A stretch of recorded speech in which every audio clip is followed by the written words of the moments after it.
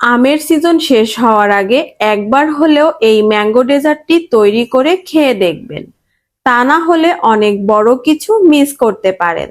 Hello everyone, আসসালামু আলাইকুম। Welcome to my channel Anayas cookbook.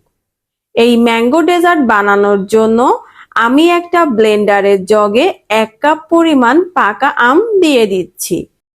এখানে আমি 3 টেবিল চামচ পরিমাণ চিনি ব্যবহার করেছি।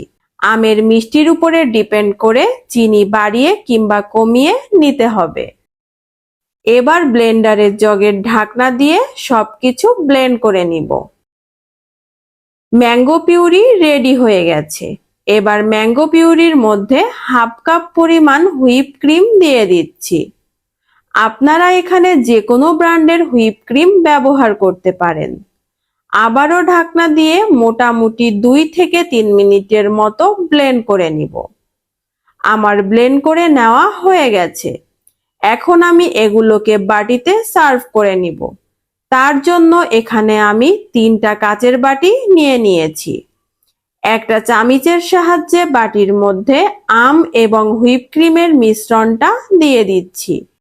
এখানে আমি কিছুটা লিকুইড গরুর দুধ নিয়েছি। এই দুধটা আগের থেকেই জাল করে রাখা ছিল। আর নিয়েছি কুকিজ। এবার আমি কুকিজটাকে দুধের মধ্যে ডুবিয়ে ডেজার্টের মাঝখানে দিয়ে দিচ্ছি। এখানে আমি কিছুটা আম ছোট ছোট কিউব করে কেটে রেখেছিলাম। একটা চামিচের সাহায্যে বিস্কিটের উপরে কিউব করে কেটে নেওয়া আমগুলো দিয়ে দিচ্ছি।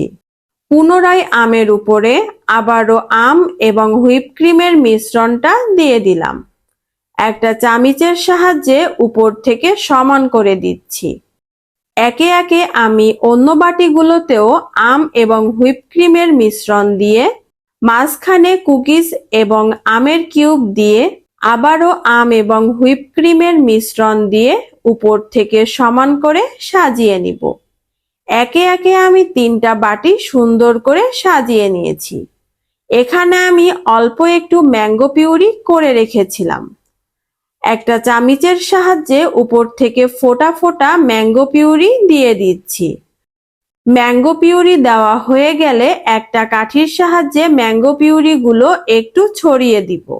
নাও ready to eat my easy and quick mango dessert. Only 10 minutes. আপনারা চাইলে এই ডেজার্টটা তৈরি করে সঙ্গে সঙ্গে সার্ভ করতে পারেন কিংবা ফ্রিজে 2 থেকে 3 ঘন্টা রেখে সার্ভ করলে খেতে আরো বেশি মজা লাগে। আজকের এই ডেজার্ট রেসিপিটা আপনাদের কাছে কেমন লেগেছে অবশ্যই জানাবেন। রেসিপিটা ভালো লেগে থাকলে প্লিজ আমার চ্যানেলটি সাবস্ক্রাইব করে দিয়ে পাশে থাকা বেল আইকনটি অন করে রাখবেন। আল্লাহ হাফেজ।